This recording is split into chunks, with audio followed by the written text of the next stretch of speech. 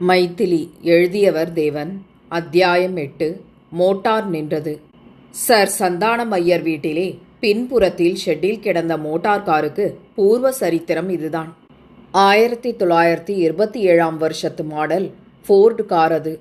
கௌரவமாக இருந்த நாளெல்லாம் இப்போது போய் அதன் அங்கங்கள் நோயாளி போல் இழைத்து கருத்து வாடி பார்ப்பதற்கு கௌரவம் அளிப்பதாக இல்லை. அதன் சொந்தக்காரர் சர் சந்தானம் இல்லை என்பதை முன்னதாகவே சொல்லிவிட வேண்டும். அதன் எஜமானரான ஒரு செட்டியார் அதை விற்பதற்கு பிரயத்தனம் செய்து பார்த்தார். பலிக்கவில்லை. இனாமாக கொடுப்பதாக சொன்னார். பேரிச்சம்பழக்காரர்கள் கூட அதை நிமிர்ந்து பார்க்கவில்லை.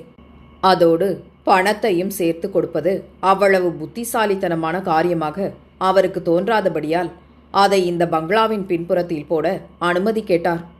அவ்வாறே அனுமதியும் அளித்து சில சில்லறை ரிப்பேர்களும் செய்து அதை ஓடும் ஸ்திதியில் கொண்டு வைத்தார் சர் சந்தானம். வெகு அவசரமான சமயங்களில் உபயோகித்துக் கொள்ளலாம் என்பதே அவர் கருத்து. சென்ற அத்தியாயத்தில் மைதிலியும் செல்லமணியும் ஏறிக்கொண்டு போனது இந்த மோட்டார் வண்டியில்தான். அது ஓடும்போது அதற்கு ஒரே ஒரு பாகம் அவசியமில்லை என்று சொல்வார்கள். அதுதான் ஹார்ன் என்பது. வண்டியின் மற்ற எல்லா பாகங்களும் தடதடவென்று சப்தம் போடும்போது அது தானும் சத்தம் போட வேண்டிய அவசியம் இல்லை என்றுதான் அப்படி மௌன விரதம் மேற்கொண்டதோ என்று தோன்றிற்று. மைதிலி இதை ஓட்டுவதில் கை தேர்ந்தவள் என்பது செல்லமணிக்கு தெரிந்துவிட்டது. அவள் மிருதுவான கையில் பெண்ணின் கையில் சிக்கிய புருஷன் போல் மோட்டார் அவள் சொன்னபடியெல்லாம் கேட்டது. பின் சீட்டில் இருந்த செல்லமணி உடல் குலுங்க மோவாய்க்கட்டை அடித்துக்கொள்ள ஆச்சரியத்தினால் பிரமித்து போய் உட்கார்ந்திருந்தான். பழங்கவலைகள் இப்போது மறைந்து ஒரு புது கவலை அவனை பிடித்து ஆட்டிக்கொண்டிருந்தது.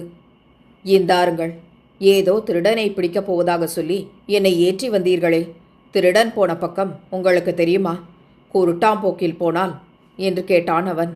நிஜ திருடன் எங்கும் போகவில்லை, பக்கத்திலேதான் இருக்கிறான் என்று பதில் சொன்னாள் மைதிலி. ஆனால் மோட்டார் போட்ட சப்தத்தில் அது அவன் காதில் விழவில்லை. செல்லமணி பின்னால் திரும்பி பார்த்தான்.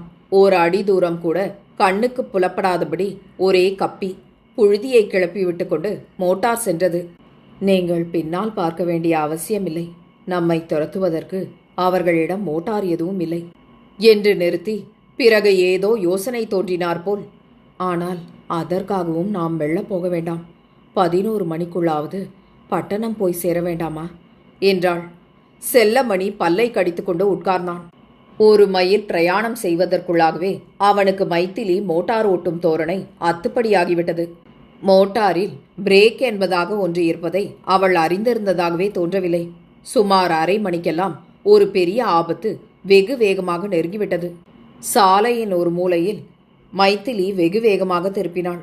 அதே க்ஷணத்தில் எதிரில் வெகு சமீபத்தில் பம் பம் என்ற ஹார்ன் கொடுத்து கொண்டு ஒரு பெரிய மோட்டார் வந்து கொண்டிருந்தது. ஐயோ, போய்விட்டேன் என்று கூச்சலிட்டான் செல்லமணி. 2 ஜோடி மோட்டார் முன் விளக்குகளும் ஒன்றையொன்று அதிவேகமாக நெருங்கின. ஒரே திருப்பலில் வண்டியை கொண்டே போய்விட்டாள் மைதிலி.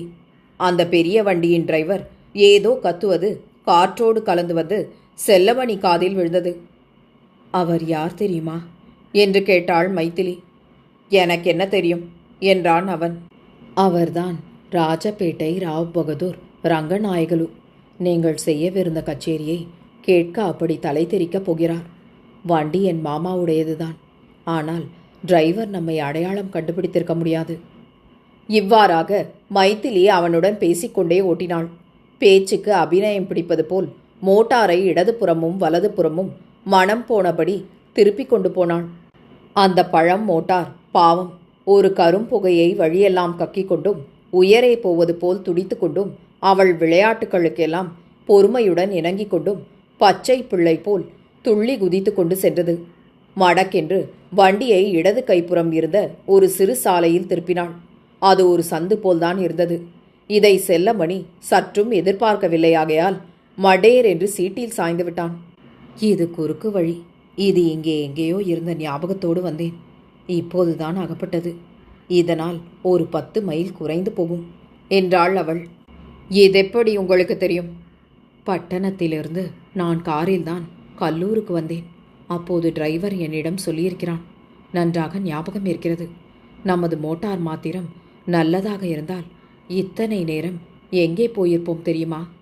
ஓஹோ, வண்டியின் யோகியதையை தெரிந்து கொள்ள எவ்வளவு நேரமாயிற்று உங்களுக்கு? என்னை கேட்டால் உங்கள் அழகில் ஏமாந்து இது ஓடிக்கொண்டிருக்கிறது என்றான் செல்லமணி. மைத்திலி தன்னுடன் சகஜமாக பேசுவதற்கு தானும் பதில் அளித்து விட்டதாக திருப்தி அடைந்தான். அப்படி சொல்லிவிட முடியாது. மிஷின் என்னமோ ரொம்ப உயர்தரமானது, சந்தேகமில்லை. பழைய காலத்து சாமான்களே கபடு சூது இல்லாமல் அபூர்வமாக உழைக்கும்.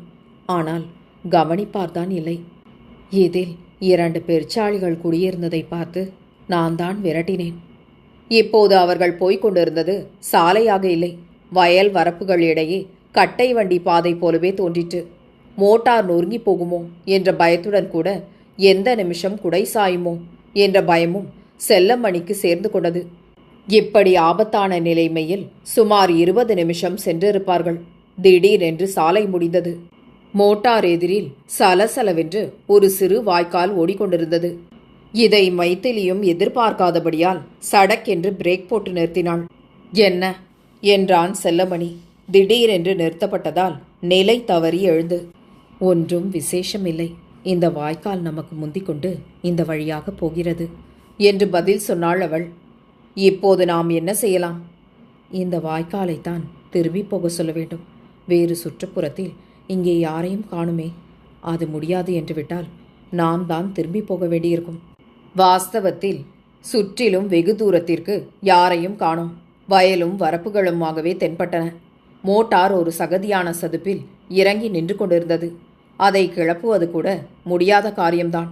நீங்கள் இறங்கிக் கொண்டு தள்ளுங்கள், நான் திருப்ப பார்க்கிறேன் என்று சொன்னாள் மைத்திலி. அவள் பக்கத்தில் பரம சாதுவாக படுத்திருந்த நாய் இப்போது தலையை தூக்கி என்ன விசேஷம் என்று பார்த்தது. செல்லமணிக்கு மாலை 5 மணிக்கு சூடாக ஒரு கப் காப்பியை உள்ளே தள்ளாவிட்டால் தலைவலி வந்துவிடும். என் செல்லத்துக்கு ஒண்ணுமே ஞாபகம் இருக்கிறதில்லை, காப்பி குடிக்கிற வேளையை தவிர என்று அவன் தாயார் கூட அடிக்கடி சொல்வதுண்டு. அப்படி தலைவலி என்று வந்தால் இரவு பூராவும் வெளுத்து வாங்கிவிட்டு போகும். இன்றும் அப்படி வரும் போல் பயமுறுத்தி கொண்டிருந்தது அவனுக்கு. ஆகவே எங்கேயாவது எப்படியாவது சீக்கிரமாக வீட்டை கண்டு கொண்டு படுத்து கொண்டால் போதும் என்று அவனுக்கு பட்டது.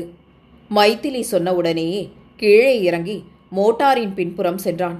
அவன் கால்கள் கீழிருந்த சகதியில் கணுக்கால் வரையில் பதிந்தன. மைத்திலி வண்டியை கிளப்ப முயற்சித்துக் கொண்டிருக்கையிலேயே அவன் பின்னாலிருந்து தன் பலம் கொண்ட வரையில் தள்ளினான். வண்டியின் முன் சக்கரம் 2ம் சேற்றில் ஆழ பதிந்திருந்தன. இப்போது பின் சக்கரங்கள் சுழன்றனவே ஒழிய முன் சக்கரங்களை கிளப்புவதற்கு போதுமான சக்தி அவை கொடுக்கவில்லை. சுழன்ற சக்கரத்திலிருந்து கிட்டிய பலன் இதுதான். அது கீழே இருந்த சகதியை சகசகவென்று செல்லமணியின் ஆடைகளின் மேல் வஞ்சனை இல்லாமல் அள்ளி தெரித்தது. சு சனியன் என்று செல்லமணி ஒதுங்கி தன் சட்டை வேஷ்டியை தட்டிவிட்டு கொண்டான். அவன் கோலத்தை பார்த்த மைத்திலிக்கு அவளையும் மீறி சிரிப்பு பீறி கொண்டு வந்தது. இடி இடி என்று சிரித்தாள். செல்லமணிக்கு கோபமாக வந்தது. யார் இந்த பெண் என்னை இப்படி பரிகாசம் செய்வது? ஓர் அறையாக அறைவோமா என்று ஒரு கணம் நினைத்தான். மறுகணம் அவள் சுந்தரவதனத்துக்கு அடிமையாகி தன் எண்ணத்தை மாற்றிக்கொண்டான். பிறகு அந்த பக்கம் அகஸ்மாத்தாக வந்த ஓர் இடையனின் உதவியால் மோட்டார் அதை விட்டு வெளியேறிற்று. திரும்ப அவர்கள் மோட்டார் ரஸ்தாவை அடைந்தபோது 6:30 மணி இருக்கும். நன்றாக அஸ்தமித்து 1-2 நட்சத்திரங்களும் வெளிவந்துவிட்டன. மைத்திலி மோட்டார் விளக்கை போட்டு பார்த்தாள். அது எரியவில்லை. ஐயையோ, என்ன செய்யலாம் என்று கேட்டான் செல்லமணி. என்ன செய்யலாமா? எங்கேயாவது தங்க வேண்டியதுதான், பொழுது விடுகிற மட்டும். போலீஸ்காரர்களுக்கு விளக்கில்லாத மோட்டார்கள் மேல் அபிமானம் இருக்கிற வரையில் நாம் கிளம்ப முடியாதுதான் என்றாள். பின் நாம் எங்கே தங்குவது? இந்த கேள்விக்கு மைத்திலி பதில் சொல்லவில்லை. அவளும் யோசனையில் ஆழ்ந்திருந்தாள். முன்னே வெகு தூரம் வரை சாலை போய்கொண்டிருந்தது. அதை நோக்கினாள். அவள் பார்த்தபோது சொல்லி வைத்தாற்போல் அதில் ஒரு மோட்டார் வந்து அவர்களை நெருங்கியதும் மேலே மோதுகிறார் போல் நின்றது. அதன் டிரைவர் வெளியே தலையை நீட்டி, ஏன் விளக்கேற்ற நேரமில்லையோ என்று கேட்டான். ஆனால் மோட்டாரை ஓட்டுவது பெண்மணி என்று கண்டதும் தான் கேட்டதற்காக வருந்தி இருக்க வேண்டும். இங்கே பக்கத்தில் ஊர் ஏதானும் இருக்கிறதா என்று மைத்திலி அவனை கேட்டாள். போங்கள், நேரே 1 மைல் போய் இடது கைப்புறம் திரும்புங்கள், சேந்திப்புறம் இருக்கு என்று அவன் சொல்லிவிட்டு மோட்டாரை ஓட்டிக்கொண்டு சென்றான். அந்த ஒரு மைலை தாண்டி சேந்திபுரத்துக்குள் நுழைந்தபோது நன்றாக இருட்டிவிட்டது. அந்த ஊரில் கடைத்தெரு விளக்குகள் ஏற்றியாகிவிட்டது. கடைத்தெருவை வேகமாக தாண்டி அக்ரஹாரத்தில் வண்டியை விட்டாள். எங்கே நிறுத்தலாம் என்று நினைப்பதற்குள் அந்த மோட்டாரே நின்றுவிட்டது. மைத்திலி அதை கிளப்ப பலமான முயற்சிகள் செய்தாள். எதையெல்லாமோ திருகினாள், உதைத்தாள். கீழே இறங்கி பானட்டை திறந்து பார்த்தாள். இவ்வளவு நேரம் எப்படியோ உயிருக்கு மன்றாடி கொண்டிருந்த அந்த வண்டிக்கு இப்போது ஜீவன் போய்விட்டது போல் தோன்றிற்று. இறங்குங்கள் என்றாள் மைத்திலி. என்னத்திற்காக? இன்று ராத்திரி பூராவும் இதிலே தங்குவதானால் இறங்க வேண்டாம். செல்லமணி இறங்கினான். இருவரும் அது நின்ற வீட்டை நோக்கினார்கள். அதன் வாசலில் விளக்கடியில் ஒரு போர்டு தொங்கிக் கொண்டிருந்தது. அதில் கோபால சாஸ்திரி சாப்பாடு ஹோட்டல் என்ற எழுத்துக்கள் மங்களாய் தெரிந்தன. அதை படித்து கொண்டிருக்கும் போதே உள்ளிருந்து வந்த ஹோட்டல் முதலாளி அவர்களை, நீங்கள் யார், வாருங்கள் உள்ளே என்று அழைத்தார். தேவன் அவர்களின் இந்த நாவலை உங்களுக்காக வாசித்தது நிமா மனோ. கேட்டு மகிழ்ந்து விரும்பி பகிர்ந்து பதிவு செய்யவும். நன்றி.